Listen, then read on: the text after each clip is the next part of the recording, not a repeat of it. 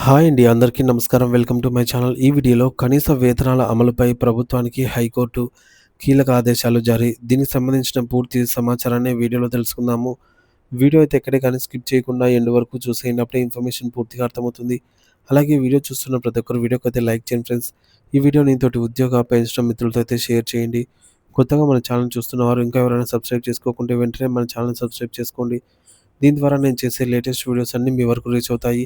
ఇక ఆలస్యం చేయకుండా వివరాల్లోకైతే వెళ్ళిపోదాము. ఫ్రెండ్స్, ఇక విషయానికి వచ్చినట్లయితే కనీస వేతనాలు, కార్మికుల ఆశలు, ప్రభుత్వం నిర్లక్ష్యం. భారతదేశంలో కార్మిక వర్గం దేశ ఆర్థిక వ్యవస్థకు వెన్నెముక. కానీ ఆ వెన్నెముకను నిలబెట్టే కార్మికులు మాత్రం ఈరోజు తమ హక్కుల కోసం రోడ్డెక్కాల్సిన పరిస్థితి. ఆంధ్రప్రదేశ్, తెలంగాణ వంటి రాష్ట్రాల్లో కాంట్రాక్టు ఉద్యోగులు, అవుట్‌సోర్సింగ్ సిబ్బంది, అంగన్వాడీ టీచర్లు, ఆయాలు, ఆశా వర్కర్లు, కార్యకర్తలు, కూలీలు వీరందరూ కనీస వేతనాలు కూడా అందుకోలేకపోతున్నారు. ప్రతిరోజు కష్టపడి పనిచేస్తున్న వారికి లభించే పారితోషికం కుటుంబ పోషణకు సరిపోని స్థాయిలోనే ఉంది. ఆహార ఆహారం, నివాసం, విద్య, వైద్యం వంటి ప్రాథమిక అవసరాలకే సరిపడా వేతనాలు ఇవ్వటం న్యాయమా అంటే ఏమైనా అన్యాయమే అనే చెప్పాలి. హైకోర్టు ఆదేశాలు కార్మికులకు ఆశాకిరణము. ఇక నిర్లక్ష్యంపై కార్మిక సంఘాలు, యూనియన్లను నిరసనలు వ్యక్తం చేస్తూ హైకోర్టును ఆశ్రయించాయి. తెలంగాణ హైకోర్టు ఇటీవల ఇచ్చిన ఆదేశాలు కార్మికులకు కొత్త ఉత్సాహాన్ని కలిగించాయి. రాష్ట్రంలోని 73 శాఖల్లో దాదాపు 1,27,00,000 మంది కార్మికులు పనిచేస్తున్నారని పిటిషన్‌లో వెల్లడించారు. అందులో సంఘటిత కార్మికులు 45,00,000 మంది ఉన్నారని కోర్టుకు వివరించారు. గత విచారణలో హైకోర్టు ప్రభుత్వం గెజెట్‌లో కనీస వేతనాలను ప్రకటించాలని, ఆ ప్రక్రియను 6 వారాల్లో పూర్తి చేయాలని ఆదేశించింది. కానీ ఇప్పటివరకు ప్రభుత్వం ఆదేశాలను పట్టించుకోకపోవడంతో కోర్టు తీవ్ర అసంతృప్తి వ్యక్తం చేసింది. ఇటీవలి విచారణలో కోర్టు ప్రభుత్వం పట్ల కఠినంగా వ్యవహరిస్తూ 4 వారాల్లోపు నిర్ణయం తీసుకోవాలని ఆదేశించింది. కనీస వేతనాల అమలుపై తెలంగాణ హైకోర్టు చేసిన ఈ యొక్క వ్యాఖ్యలు కార్మిక వర్గానికి నిజంగా గుడ్ న్యూస్ అనే చెప్పాలి. కనీస వేతన చట్టం 1948 ముఖ్యాంశాలు. కనీస వేతన చట్టంలోని ఈ యొక్క సూత్రం ప్రకారంగా ప్రతి రాష్ట్ర ప్రభుత్వం తమ పరిధిలోని కార్మికులకు వేతనాలు నిర్ణయించాలి. ఈ చట్టం ప్రకారం కార్మికులను 4 వర్గాలుగా విభజిస్తారు. మొదటిది అన్‌స్కిల్డ్ అంటే నైపుణ్యం లేని వారని, సెమీ స్కిల్డ్ రెండవది అంటే మధ్యస్థ నైపుణ్యం ఉన్నవారు అని, మూడవది స్కిల్డ్ నైపుణ్యం కలిగిన వారు అని, నాలుగోది హైలీ స్కిల్డ్ అధిక నైపుణ్యం కలిగిన వారని.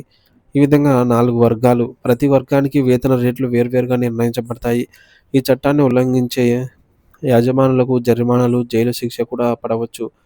ప్రభుత్వాలు ఈ వేతనాలను క్రమం తప్పకుండా సమీక్షించి సవరించాలి అని చట్టం స్పష్టంగా చెబుతుంది. ధరల పెరుగుదల కారణంగా వేతనాలను సమయానుకూలంగా సవరించకపోతే కార్మికుల జీవన ప్రమాణాలు తగ్గిపోతాయి. ఈపీఎఫ్ మరియు సామాజిక భద్రత.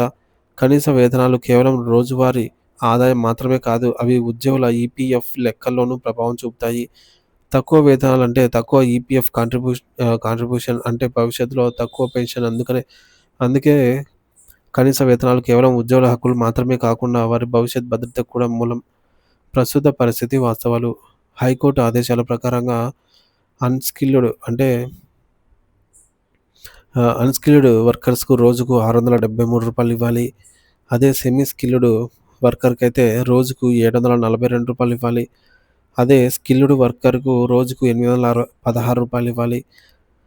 ఈ విధంగా వేతనం ఇవ్వాలని సూచించింది. అయితే ఈ రేట్లు దాదాపుగా 10 ఏళ్లుగా సవరించబడలేదు. రాష్ట్రంలోని 73 షెడ్యూల్ ఎంప్లాయీస్‌లలో కార్మికులు పాత రేట్లకే పనిచేస్తున్నారు. సీఐటీయూ వంటి కార్మిక సంఘాలు దీన్ని వ్యతిరేకిస్తూ నిరసనలు తెలుపుతున్నాయి. వీరి మాటల్లో కనీస వేతనాలు పెంచితే ప్రభుత్వాలపై ఒక్క పైసా భారం పడదు. కానీ ఎందుకు ముందుకు రావటం లేదు? పారిశ్రామికవేత్తలకు లాభాలు కాపాడటమే ప్రాధాన్యమా?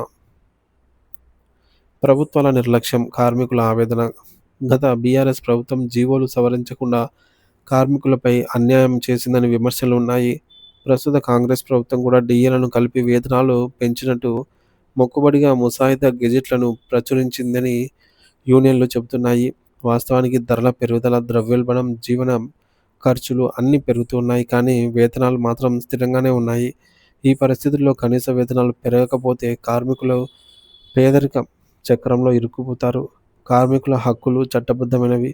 వాటిని కాపాడడం ప్రభుత్వాల యొక్క నైతిక, రాజ్యాంగబద్ధ బాధ్యత. హైకోర్టు ఇచ్చిన ఆదేశాలు కేవలం పేపర్‌లో కాకుండా ప్రాక్టికల్‌గా అమలయ్యేలాగా చర్యలు తీసుకోవాలి. కనీస వేతనాలు అమలు చేయడం అంటే కార్మికుల గౌరవాన్ని కాపాడటమే. ఇప్పటికైనా ప్రభుత్వాలు స్పందించి కార్మికులకు న్యాయం చేయాలనేదే ప్రజలు ఆశిస్తూ ఉన్నారు. సో, ఈ అంశం పైన తాజా అప్డేట్‌లు గానీ, హైకోర్టు తదుపరి విచారణ ఫలితాలు గానీ, ఏవైనా అప్డేట్ వచ్చిన వెంటనే మన ఛానెల్‌లో వీడియో రూపంలో అయితే అందిస్తాను. ఇంకా ఎవరైనా మన ఛానెల్ సబ్స్క్రైబ్ చేసుకోకుంటే వెంటనే మన ఛానెల్ సబ్స్క్రైబ్ చేసుకోండి. Thank you for watching this video.